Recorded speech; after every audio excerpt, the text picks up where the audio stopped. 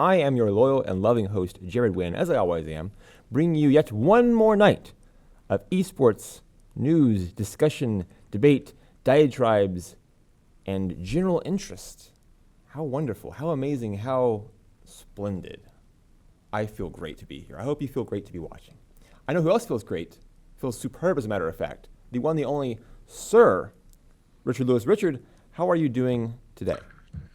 I'm good. I'm just checking the chat, and people are saying that your mic's muted. It's fixed now. That's good. So off to a good start. But it's okay. It's all fixed. They fixed it. We're not ESWC. It's a fix throwback. Our problems quick. Yes, it's a nostalgia kick. We should have just put up a placeholder saying we're now going for a short break and just took 2 hours off. Yeah. But yeah, I'm good. Apart from obviously the fact that I did watch all of ESWC this weekend just gone, and it tested my faith in humanity in a way that few esports tournaments do, and I wasn't even there. Wow. So, I mean, there were some good games at least. I guess there was that to kind of boost your morale, but the whole event, the event itself was perhaps not quite up to par. We'll get to that very shortly. By the way, if you're very confused about what you're doing while you're watching, since I was muted for a bit, this is the loadout presented by Lily Dot, capital T, Jared Wynn over here, Richard Lewis on the screen. That's kind of a summary for you. If you missed the first 10, 15 seconds, that's like a 5-second summary of the 10-second introduction. Now that we're up to speed, let's get right into it. How about that? ESWC, you mentioned that, Richard. I watched it as well, and there were some problems, I feel. I wasn't there in person. I can't say as a matter of fact, but I got the feeling, watching from home, there were some issues in the way the event was run. Just my gut feeling, my instinct on this one. Did you feel the same way? I mean, it's probably one of the worst run tournaments we've had for a good while, and don't get me wrong, it's not going to be the worst of recent memory, not by a long chalk. I think while ClutchCon hovers in the background like a dead relative, I think it's fair to say that ESWC would have to go quite some distance to beat that. But ultimately, when you consider that ESL, ESEA just had their event and it was replete with problems as well, everybody was ripping on ESL and ESEA, and rightly so, because they're industry leaders. They should set a much higher bar than everyone else.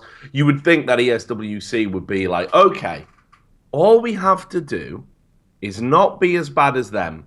We get some easy brownie points. There is nothing better for a tournament organizer than having a tournament that was full of logistical problems the week before. It's a real easy chance to shine, because everyone can say, well, it wasn't great, but hey, at least it wasn't as bad as that. It's a low bar. All ESWC had to do was low bar. To vault over that low bar, they didn't even need to jump. It was just, they could have just fell across it. No. They still couldn't even manage to do that.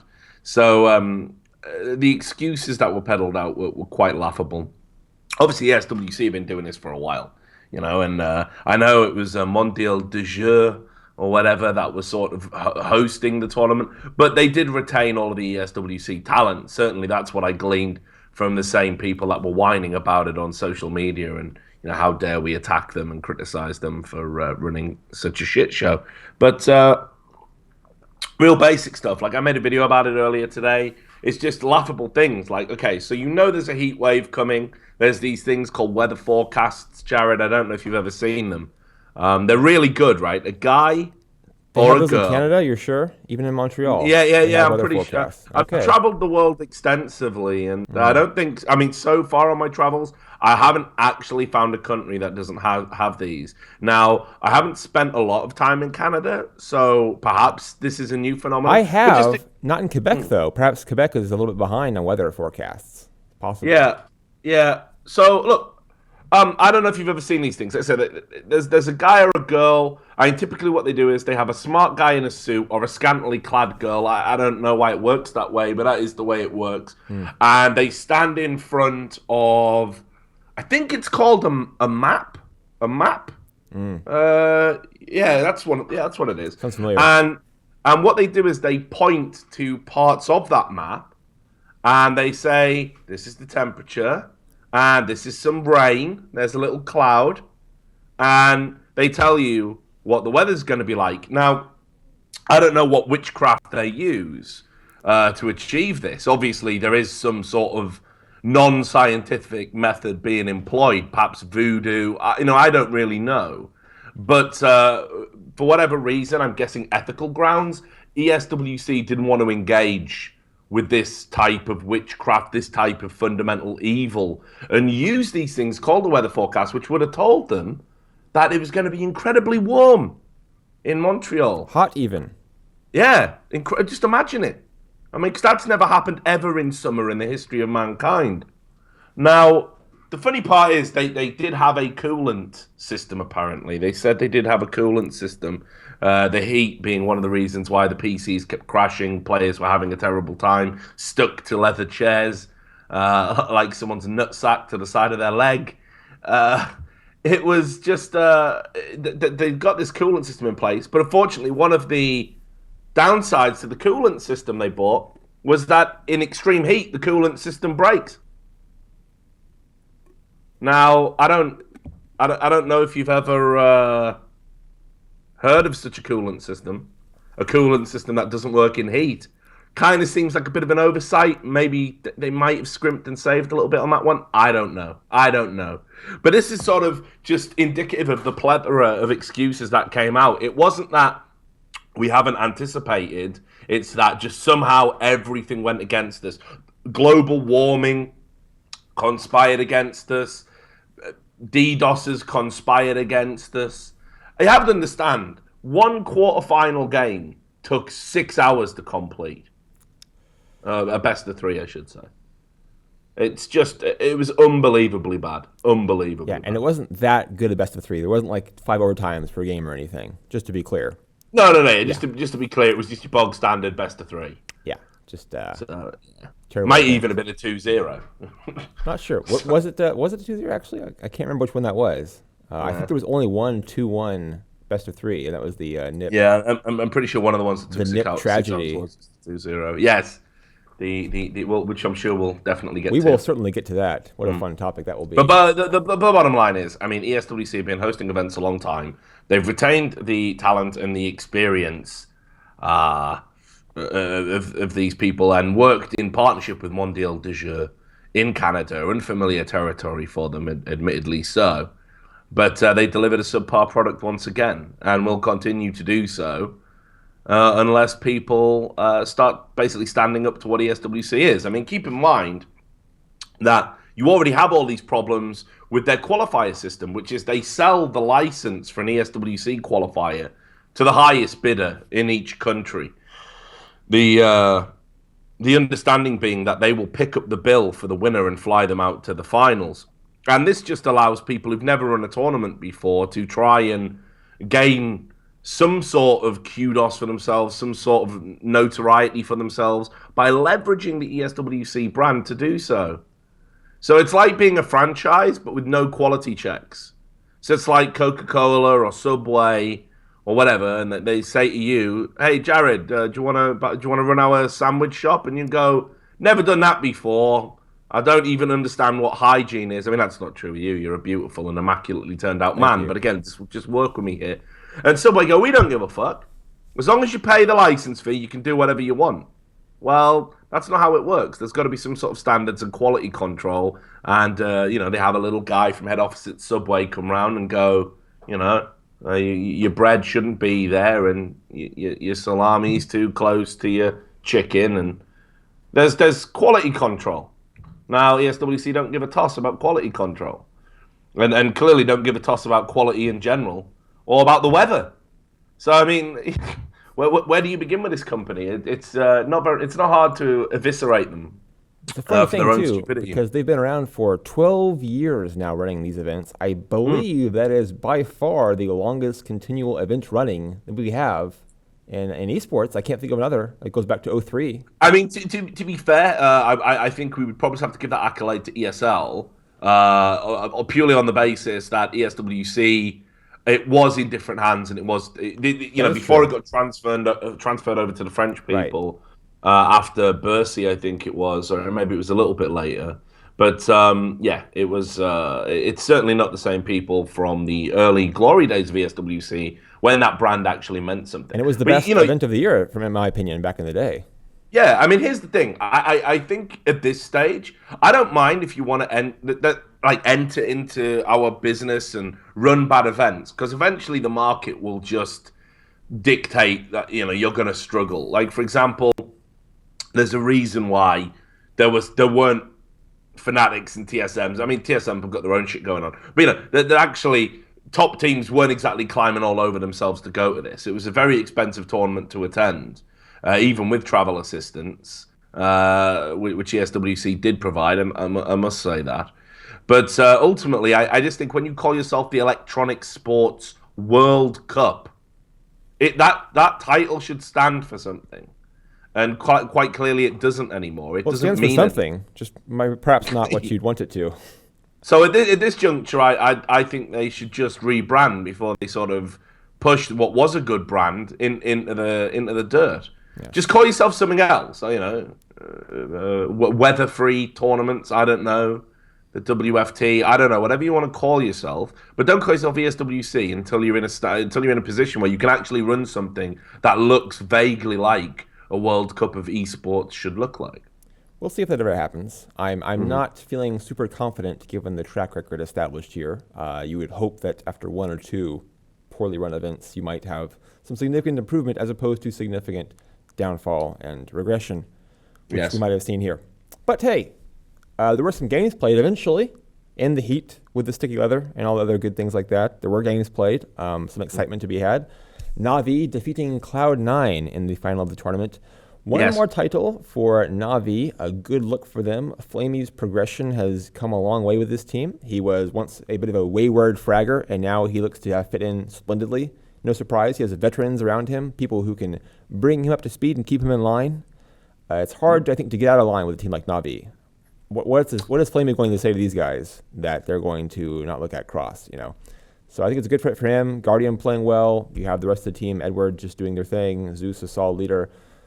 They are a contender now. That seems to be pretty well established. What did you think of Na'Vi's entire run through the tournament, where they seem to be pretty much the dominant side, not really tested until Cloud9 tested them severely in the final? Well, look, I mean, I think first thing you've got to say is that Cloud9 are on a very, very much an upward curve. I tipped Na'Vi to win 2-1 in the final. I felt they'd always take a map. I like what Cloud9 are as a team right now. It was a really competitive series, actually, overall. Yes. And could have swung either way. So, I mean, well, with the exception of Inferno, which Na'Vi crushed, but just to an overpass, 2 16-14 games. I mean, there were rounds there that ultimately, if one player had made one frag, I mean, that the entire final can go differently. It was that close. It was on a knife edge. Right. So it was a brilliant final in that sense. And a shame, I guess, that it wasn't a best of 5, because it probably would have gone the distance. But certainly, we'd still be playing it now if that was the case.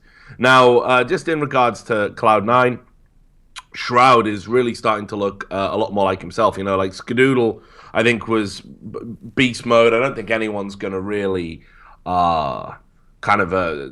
detract from his performance, and it's become a bit of a glib statement to highlight Skadoodle. But Shroud, for the longest period of time, has been very good sort of domestically, and then when they've gone to European tournaments, he hasn't looked like the Euro killer that he did when he first burst on the scene at ESEA LAN, and then followed by ESL1 Cologne. He's kind of failed to live up to that promise a little bit. Now he's back, he's wrecking people, and I thought he did really, really well. Throughout this tournament, definitely a standout player. It's got to be said as well, actually, in the final, nothing stood up. And he finally showed some of that 1.6 experience, some of that 1.6 fragging that you used to associate him with. So he really had a great tournament. Everything about Cloud9 looked good. It was doing what it was supposed to be doing. And if they keep going the way they're going, it's not beyond the realms of possibility that they will win a lesser tournament at some point. And by lesser tournament, I mean almost like the ESWC, because they've got that upset potential for like maybe 1 or 2 teams. They beat EnVyUs here again, although with everything that was going on with them, I'm not too sure how much of a feather in your cap you can really call that. But let's give Cloud9 the credit. They still got to beat very good players. Even when it was abundantly clear, EnVyUs didn't really care. They weren't even running strats. They still had to stop the raw aim and raw talent of EnVyUs, and they did it.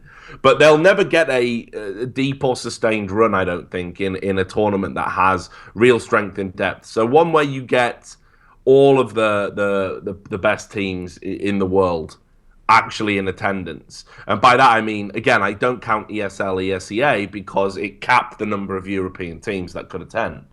So I couldn't see them winning a major, for example, but they could definitely pick up a tournament of ESWC stature, and that's a hell of an improvement from where they were even 3 months ago, where they were really struggling to get out of groups and looking awful. So good on them. But that said, I always felt this was Na'Vi's event to lose.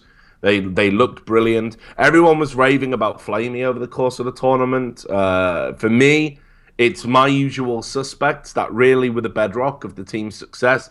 Guardian, very easy to compliment him. It's like shooting fish in a barrel, which indeed, when he was playing against almost every other team, it was like shooting fish in a barrel for him. He's back on point, best AWPer in the world, no doubt about it. But thought it was really interesting that Flamey was the guy that came away with loads of credit and loads of plaudits. And yeah, he did have a really good tournament. But Seized, again, I keep talking about this guy. He is like a poor man's Crims back when Crims was in God mode, before Olofmeister really pulled away as being the standout best player in the world by some distance. And Seized was so supremely consistent in the final.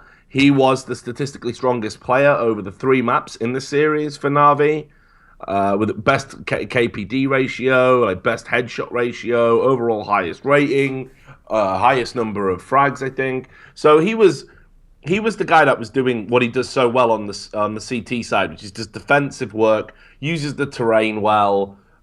We'll hold down a site and we'll get 2 or 3 kills on entry, do his job, delay them. Just a nuisance, a smart player. And I thought, for me, again, I thought Seized in the final especially, actually, was a standout player for Na'Vi. So I'm hoping he's going to start getting some credit soon, because every time I see him play, I'm always impressed. He never has a tournament for me where I think he's absolutely awful. Like, even when Na'Vi are misfiring and they're at their worst, he's generally the consistent bar.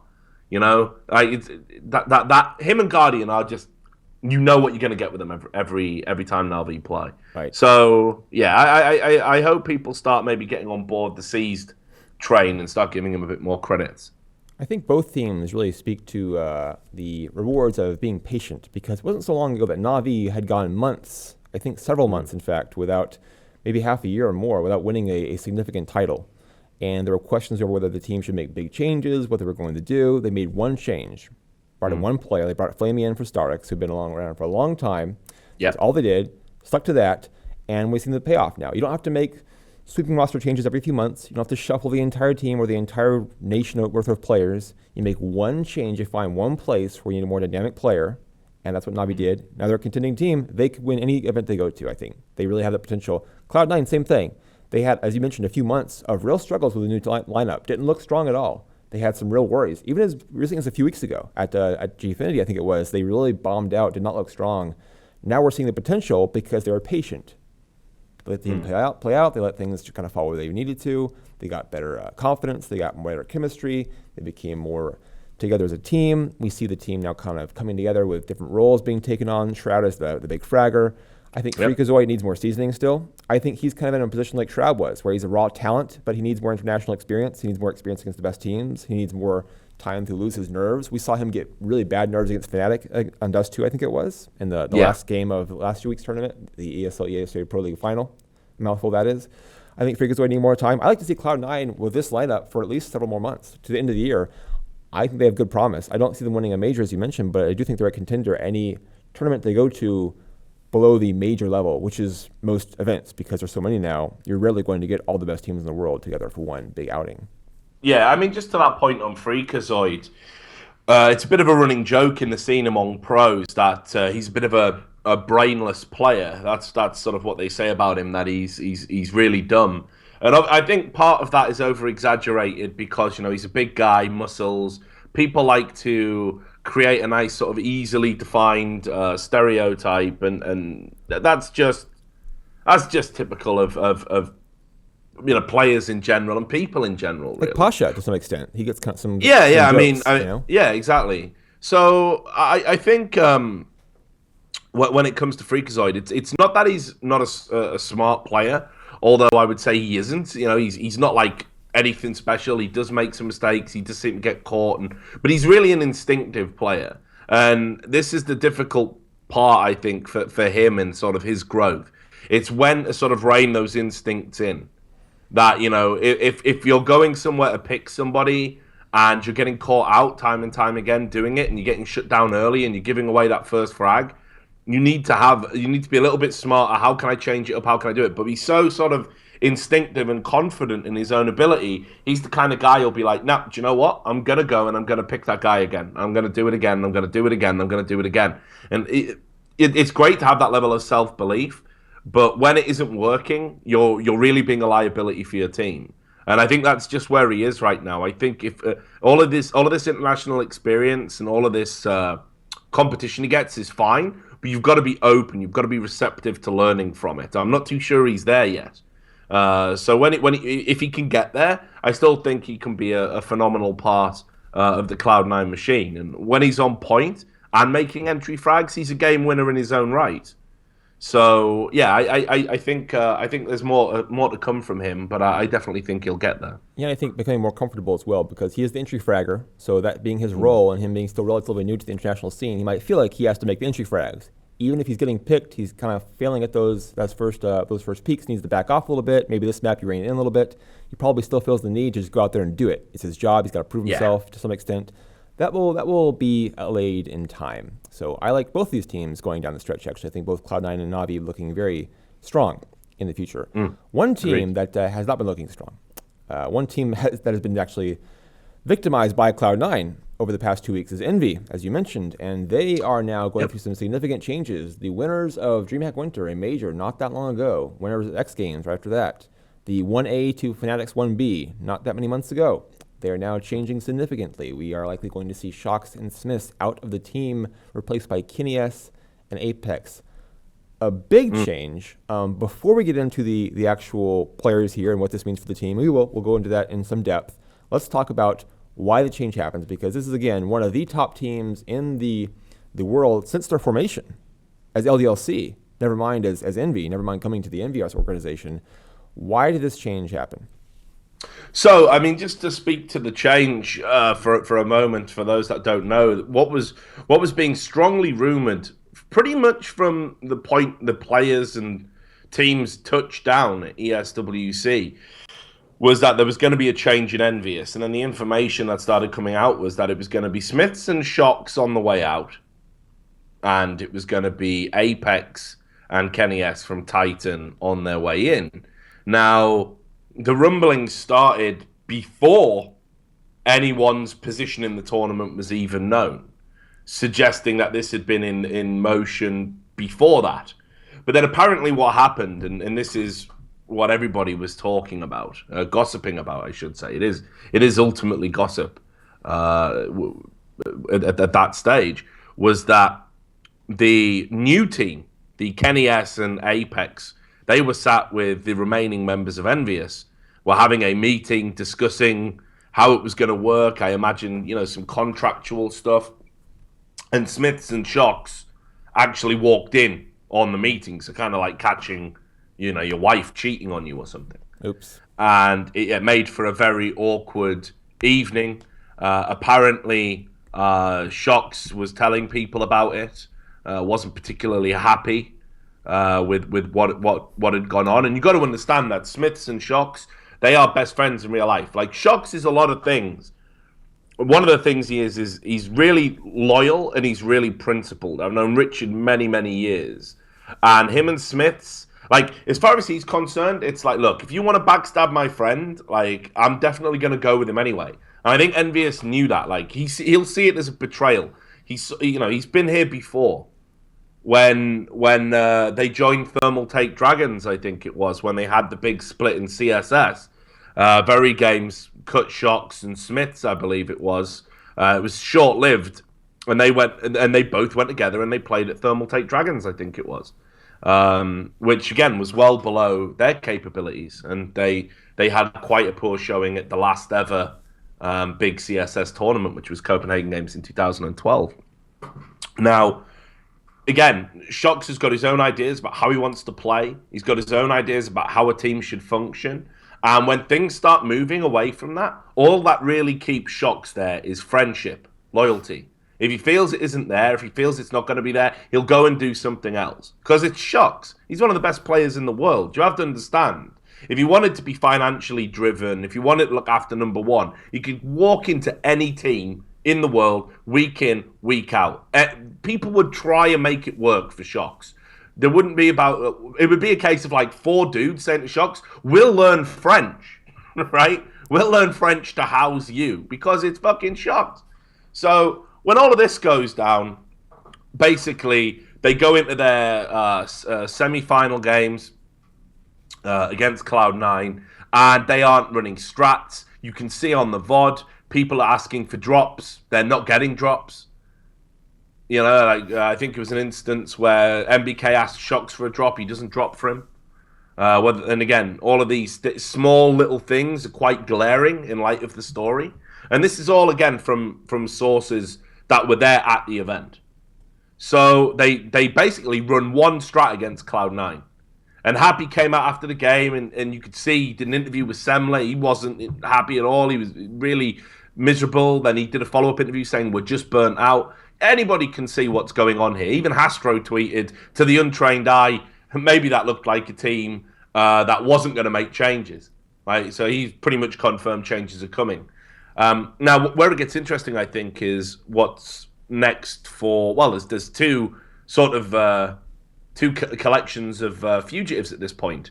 Not fugitives, sorry, refugees. Maybe fugitives, who knows. But you've got, obviously, Titan, who have had the talent completely gutted out of them. You know, Apex, their entry fragger, Kenny S. The 2 players that everyone says they need to be on point if Titan are to win are now going to play for EnVyUs. Right, not that they've been doing them much good, that talent. No, they're not, because I just think they're carrying too much baggage in that particular team. So for me, it pretty much spells the end of Titan. I don't see how they can bring in 2 more players and go alongside Existence and replace Kenny S. Because they're not bringing in Shox. Yeah. Well, no. That'll never happen. Shox will never play with Existence. Exactly. I think some people thought we were going to have a team swap here. That can't happen because of the players involved. Yeah, there's no way. Shox just simply wouldn't do it. And I'd be hugely surprised if he was going to decide now in this late stage in his career to sell the principles that he's held. You know, he's tried it before with Existence. He's gone back to him before after being kicked. It always ends the same way. And even though Existence is desperate to win a major before he retires, I don't think Shox even necessarily wants to facilitate that. So what I imagine happens to Shox is there was a big rumor going around at the time that when Kingwin were trying to put together their team of superstars, yes, Kingwin actually said to Shox, we'll have you in the team and we'll pay you €5,000 a month, which is an unprecedented salary in CSGO. A lot of people seem to think these players are on... I've seen some ridiculous numbers quoted. Like, why would Shox accept €5,000 a month when he's on €10,000? No one's on €10,000 a month in CS. No one. So just to, again, pop any bubbles, that's not happening. They're making Team Liquid. Yeah, they're making a living wage, right? And they're getting prize money on top of that, and they're getting streaming money on top of that. And they've got a team house, so they don't have any expenses except what they want to spend. So, you know, they're living a very good standard of living, but these are not huge salaries that are doing that for them. It's all the other things.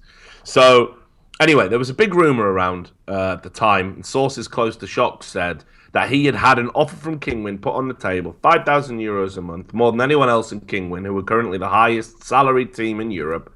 Come and play for us. And, of course, he was like, he couldn't be tempted because that's not what motivates him. Now that Smiths probably is just going to go back to getting on with real life stuff. He's a veteran. He's an older player. Maybe he decides to bury the hatchet and go to Titan. I don't know if Shox will be along for that ride, but it does free up the possibility for Shox to just say yes to the money. And if that happens, I mean, first of all, you can probably say goodbye, Fox. from Kingwin, I think it would be Shox for Fox. And then all of a sudden, that Kingwin team kind of needs to be taken seriously, doesn't it? So it's going to be an interesting few days to see how all of this pans out. We would see. I'm not sure we take them seriously overnight, but with time, as we saw with Cloud9, with Na'Vi, with time, I might take them as I would definitely take them seriously overnight, because Shox is the kind of dude who can 1v5 you if he wants to. It's like he's just got to be in that right mood. And when he's unhappy, when there's external forces pressurizing him, that mood rarely comes around. And it's apparent in his performances. If he's in a good place, one of the highest paid players in the world, if not the highest paid player, playing around players that he kind of knows, but, just there's no tyranny there. There's not even an in-game leader in Kingwin. So he's got this complete license to play however he wants. He'd be well looked after. Who knows? Like, maybe that could be the ideal move for him, just to play his best CS. And if Shox is playing his best CS, it doesn't even matter. You can have 4 pretty average players around Shox, and you can be a team that's going to get to quarterfinals, semifinals. So I would start taking Kingwin seriously. I don't particularly want to. I have no love for the way they've kind of come in and thrown money around in esports. Don't really like it. Find it a bit suspicious. But ultimately, if they're going to spend money on good people like Shox, then they're doing something right. We'll find out, perhaps, what's going to happen there. Now, we did leave out one important factor here, EnVy. They are still around, and they look to have 2 new players in KennyS and Apex. I'm not sold on the team as an overnight contender as they are, because while they're getting 2 fine players, Apex has had consistency issues, to say the least, and KennyS himself has had some issues with being consistent. And as great as KennyS can be, they're losing Shox, who is a world-class, truly without exception player.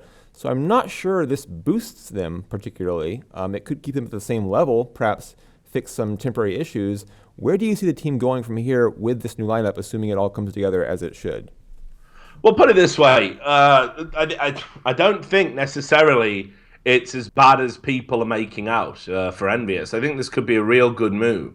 And here's the thing. So let's say you're KennyS. Your confidence is in the toilet. 9-10 months ago, you were the godlike player, arguably the best player in the world. You were capable of just putting average players on your back and carrying them. And you did this, again, there's plenty of proof. You did it multiple times. And you just wasn't able to get them to a point where they could win tournaments. Because, Maniac wasn't in great form back then, and blah, blah, blah, all the same reasons. Existence, can't frag. So you've got all this dead weight. And that's been the fundamental problem with Titan, that they've got all the parts to be successful, but they just never click at once. They never all work in unison, in harmony. Because of this, KennyS he's given up. He's just given up on life. And you can see it in the way he plays. I've seen that guy drop 50 frags and lose. What does that do for your confidence? Like, there is no part of you, no matter how, you could be Gandhi, right? And I don't know how good Gandhi was at Counter-Strike. I know he was a bastard in Civilization, right? But I don't know how good Gandhi was at Counter-Strike. But here's the thing. Even if you had that personality, that sort of turn-the-other-cheek personality, if you drop 50 frags in one game, you're going to be like, motherfuckers, what have I got to do? You're going to be raging. It doesn't matter. Gandhi would rage at that, right? So KennyS, at that point, he's just like, it doesn't matter anymore. It doesn't matter. I can be my best, and we're never going to win. We're never going to win. And when you're thinking like that, how can you perform? You can't. So imagine being transplanted from one team that consistently lets you down like that, dropped into another where you've got actually consistent players around you, players that are capable of fragging. A team where your in-game leader, it's not unheard for him to top the frag charts and relieve some of that pressure on you, which never happens at Titan, or if it does, it's a blue moon.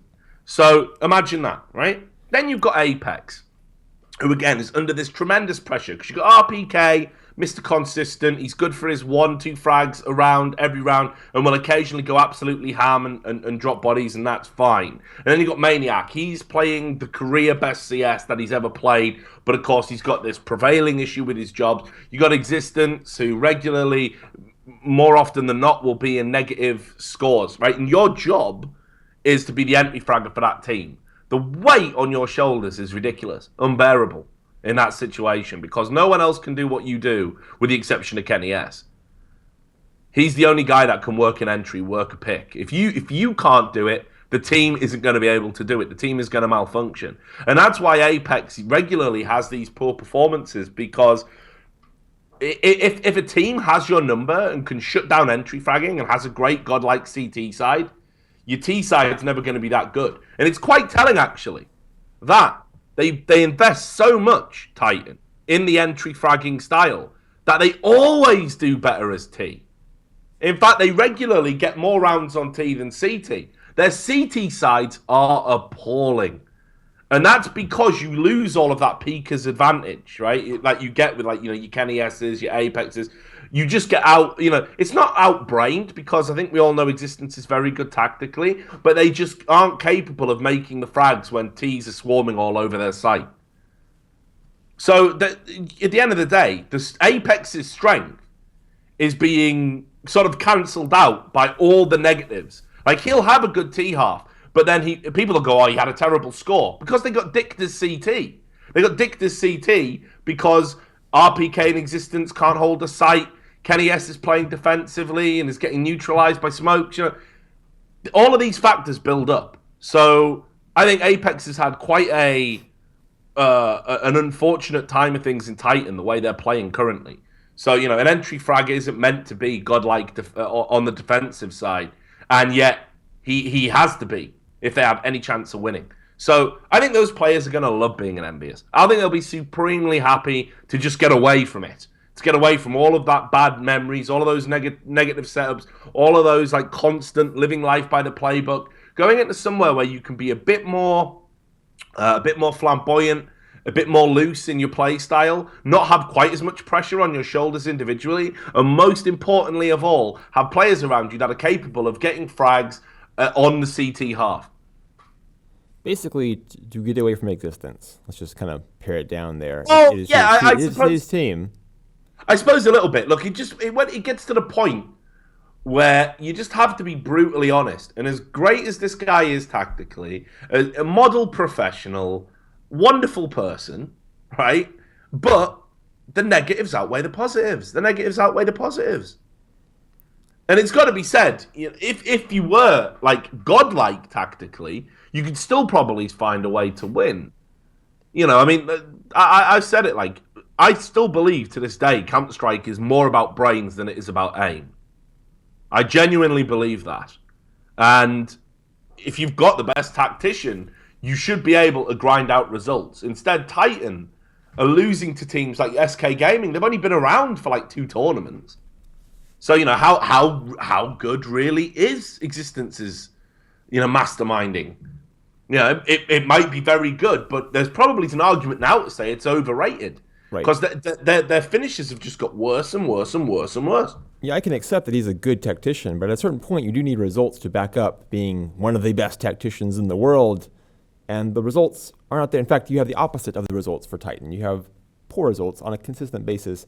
I do think that the new Envy, has the capital P word, potential, and lots of it. I just won't be sold on them until I see Apex and I see Kenny S playing at their proper level again. Until I see that happening. I've seen this a million times, though, Jared. So here's the cycle, and anyone that followed Source will be able to identify with this cycle. French team creates team, right? Hits the ground running. Best players in France equals best players in world. They win tournaments. Everyone hails the French Revolution. Then internal problems start to erode the team's morale. Finishes get worse. Then they decide to change the roster, recycling players they've already had in the roster before, saying it'll be different this time. Back to step one. French team is made out of French players. Best French team equals best team in world. That's the cycle. It's always been that cycle. It tends to happen on an annual basis, and it's happening again here in CS:GO. I think actually what will happen is this new look EnVyUs, when it's announced, will be at its strongest at the start of its life cycle. We'll find out soon enough. Hopefully we'll find out soon. I don't want them to delay this too long. I don't know how the contract situations work, what they have to do to work out, but I hope the team can debut soon so we can see them soon. I want to see how they look. I want to see Kenny S playing at the Kenny S level again. I want to see Apex looking like an LDLC star again. I want to see it. I'm just not sold. But we'll find out soon. Again, now, speaking about potential, let's go to the opposite end of that. What's the opposite of potential? It's NIP. That's what the opposite of potential is. This team lost to Flipside Tactics. Now, a loss in the quarters to Flipside Tactics would have, in and of itself, been disappointing for NIP, to be clear. Like, very disappointing. When you factor in that Flipside had a substitute player at the last minute who could not speak the team's language, yes, I feel like the disappointment gets like a shiny gloss to it. It's no longer just disappointing, it's also embarrassing for the team. And they looked, in their response to the loss in the moment, embarrassed and confused as to what had happened. I am unsure what else to say about NIP. I feel like with a loss like this, and with it not being a surprise, and it was not a big surprise. I was not shocked to see it happen. It seemed shocking because he goes there and he can't speak Russian. Really, though, is it that shocking? Is it that surprising for this NIP team, the way they've been playing, to lose the Flipside here in a best of 3? I don't think it is. Put it this way, I definitely was shocked by the result, especially when you consider they started the series with a 16-1 mauling on Inferno. After that, it was shocking, yes. Right, so that's when it becomes shocking. NIP, even in their current state of form, which we know is that they tend to lose to the teams that are clearly and inarguably superior to them currently. Even this NIP should beat Flipside 99 times out of 100, especially Flipside with the stand-in.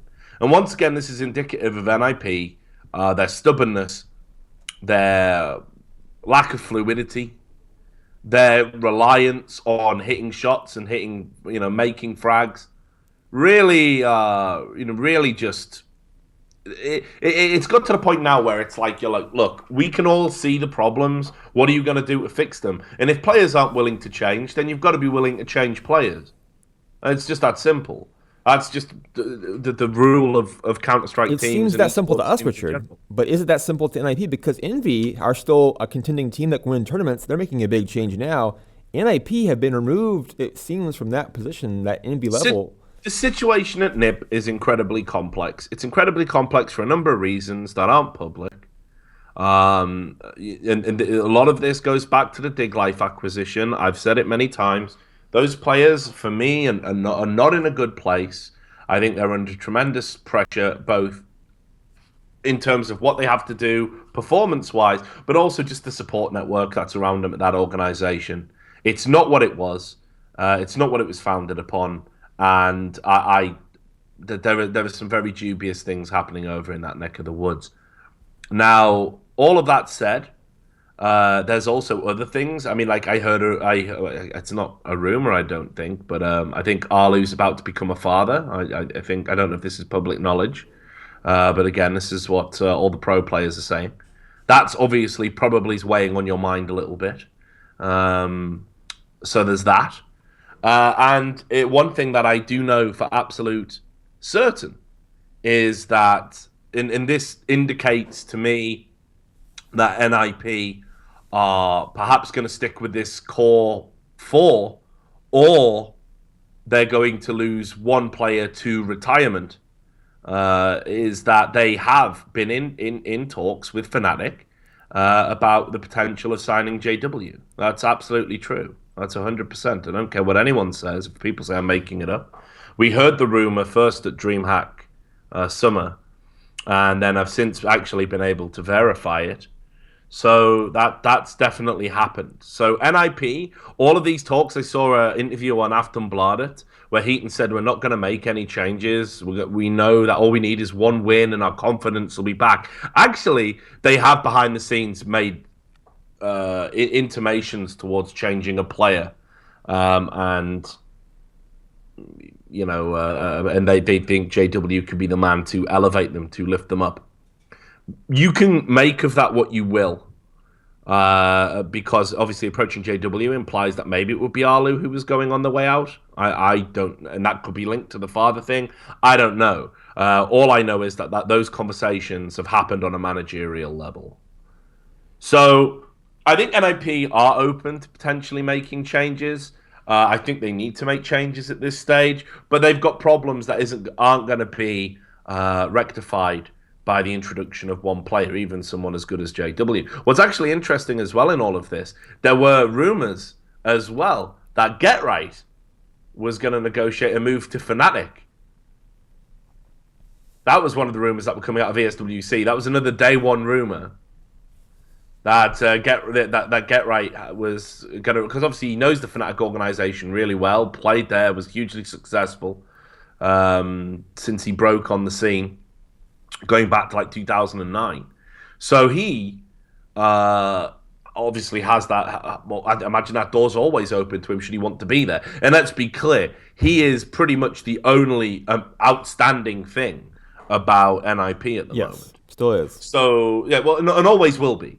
There's no chance of, like, it took making Get Right in-game leader to make him have a bad game. That's what it took. You had to put all the pressure on him to make him have a poor performance. And even then, it lasted like 1 or 2 games before he was back to just normal Get Right. That was a bad game, though.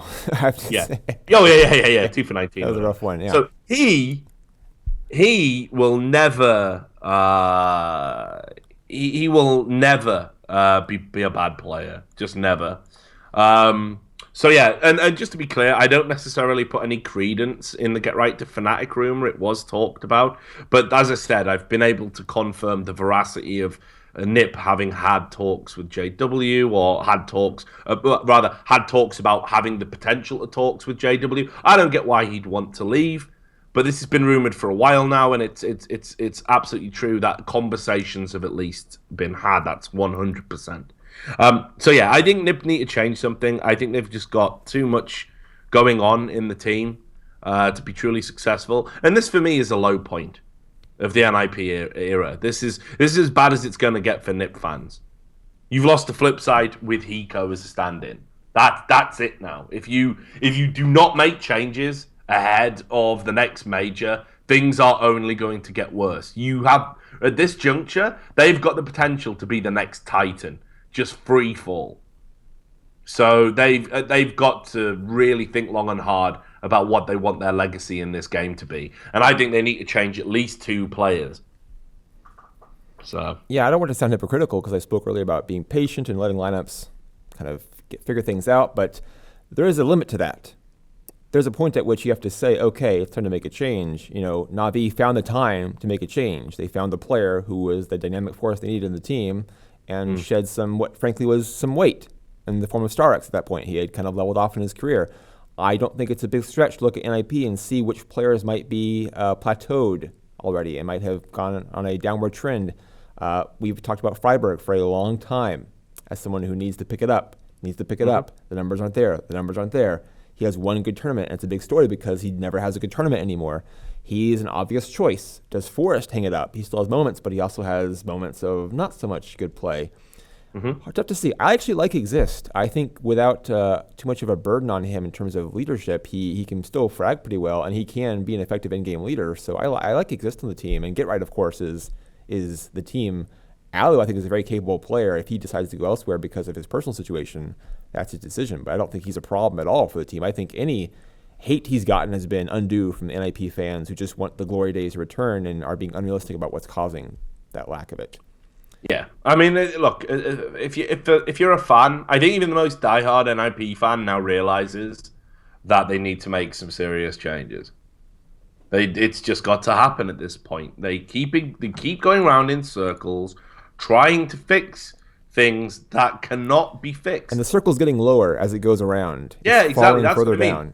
They're swirling down the toilet. Yeah. And they've got to do something about it now, or they really risk long-term harming the brand. It's been a long time without a tournament win.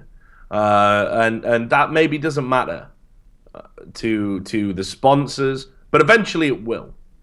When you start becoming synonymous with failure, with choking, that's not a good place to be in. Your marketability, even if your NIP goes down. And let's be clear, we've all seen the swing. We've all seen the swing when we go to events. You know, NIP at one point had the biggest fan base, hands down. You've got TSM on the increase. You've got Fnatic on the increase, because with success comes fans.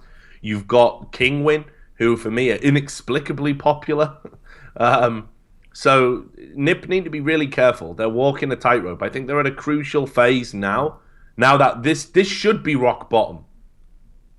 If it gets worse, they've got real problems. We mentioned Titan. They were once a brand in Counter-Strike synonymous with being among the best. You knew Titan was among the best teams. Now it's a pro team. That's what you think about. They are a team that goes to events. Yeah, I think with Titan, at this juncture, I just pack up my toys and you either need to cut what's left of that roster when these EnVyUs changes go through, and pick up a new team, or just go back to focusing on things you know and things you understand, because that relationship never really worked out. They had a very brief period of success where it looked like they were going to be this godlike team. Since then, they've changed the roster. They've flirted with success, but it's been in drips and drabs. And they're another organization. It's like really you're just investing money into something that's never going to quite pay off for you. So yeah, I think Titan, they can recoup some of that money now, because EnVyUs will probably be paying buyouts for those two players, and then I just shut up shop, to be honest. Perhaps. It's a sad fall for Titan that their best option seems to be just kind of let things go at this point.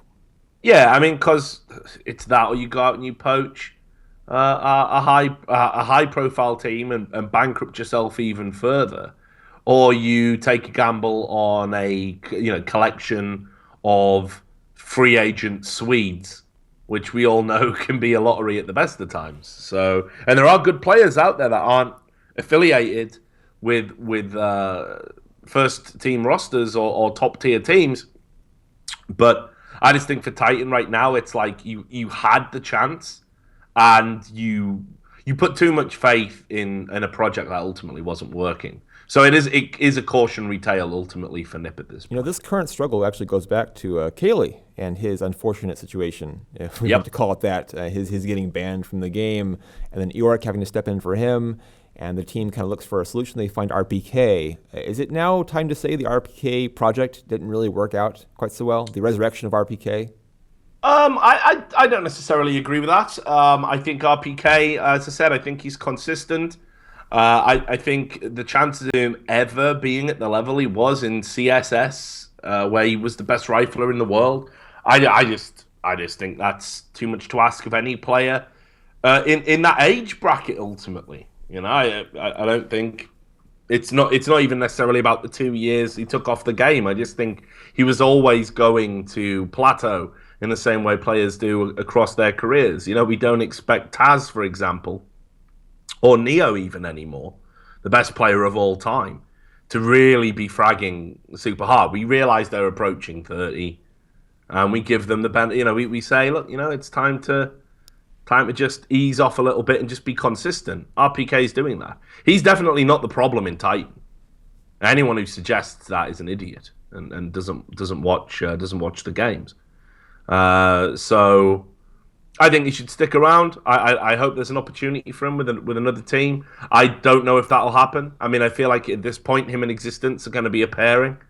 So yeah, he's a fair player for sure. I do wonder though if when he was brought back, they perhaps expected him to get back to a level that was not reasonable to expect. That they thought he would be an impact player the way an Apex or a Kenny S could be, and that just wasn't going to happen for him. Yeah, exactly. I mean, it was like I think they thought they were getting RPK from 2010, and that was just not going to be the case. Well, the buzz they created was indicative of that he was returning, and this was RPK. This is the guy, it's the tank, and it just wasn't going to be that way. Nah. One more quick thing before we in the first block of our show today, switching a little bit to League of Legends, Richard. You may have seen this. Fnatic, we mentioned the organization. Their League of Legends team set an LCS record for consecutive wins, 14-0. They are now 4 games, 2 weeks removed. 4 games in 2 weeks from perfection on the split. I didn't see it happening. I thought one game they would trip somewhere for some reason, like get out-drafted, something would happen, a bad level 1. We've seen them, I think, get out-drafted at times. We've seen them have bad level 1 exchanges and take early losses. Still 14-0, still unbeaten. Any shot this team loses at this point? Do they now care about the undefeated streak because they're so close? Yeah, this is where it gets difficult. So what you've got at this juncture is you've got this sort of, it's never been done. History's in the making. You're going to be the guys that make history. And that doesn't matter when you're 5-0. Doesn't matter when you're 8-0. Doesn't really matter when you're 10-0. Because if you were to slip at that point, it would just be like, oh, well, you're still going to finish number one. We expected it, We expected to slip at some point. Yeah. But now that you are within touching distance of it, this is where it gets difficult. But I was just quickly bringing up their games, actually. Right. I wanted to see what fixtures they've got left. Yeah, I think they've gotten, actually, the Origin and H2K games out of the way, for example. Yeah, that's what I mean. They've definitely played those two guys. So, looking at the schedule, so their next games are Roccat, which I suppose a potential banana skin, Elements, maybe. That's not an easy week. I guess if you're going to slip, that's probably where you slip. They've got SK Gaming, who are in free fall. It's a shitstorm over at SK right now. And Unicorns of Love, actually, who are a 50-50 team at the moment. So there's still potential to slip up. That last game, if it comes to Unicorns of Fnatic for perfection, who better to test your perfection than the Masters of Chaos at Unicorns of Love?